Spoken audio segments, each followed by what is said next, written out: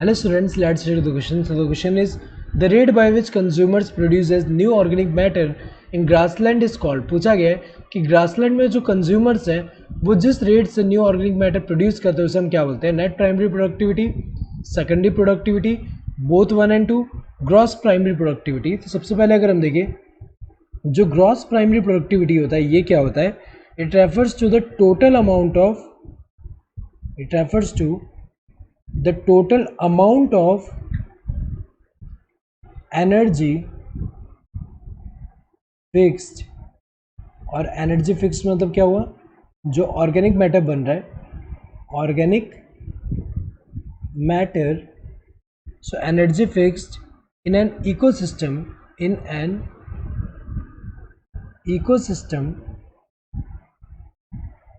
पर unit time. तो अगर हम देखें जितना टोटल अमाउंट ऑफ एनर्जी जो फिक्स हो रहा है, मतलब ऑर्गेनिक मैटर जो ऐड हो रहा है इकोसिस्टम में, उसे हम क्या बोल रहे हैं? Gross primary productivity. तो ये तो नहीं है, तो यहाँ पे अगर हम देखें ये वाला तो गलत होगा.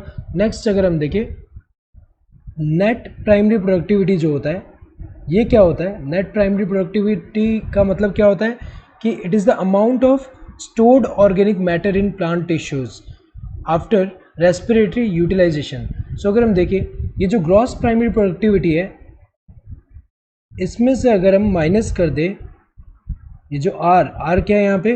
रेस्पिरेशन में जो रेस्पिरेशन जो है उतने रेस्पिरेशन में जो एनर्जी लॉस हो रहा है उसको हम हटा दें तो रिमेनिंग वाला जो है वो क्या है? Net primary productivity. सो वो क्या होता है? Amount of stored organic matter जो कि प्लांट टिश्यू में after respiratory utilisation.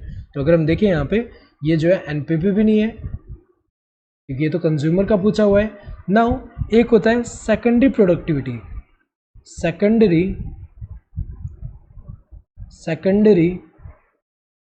Productivity. So secondary productivity क्या बता रहे हैं यहाँ पे?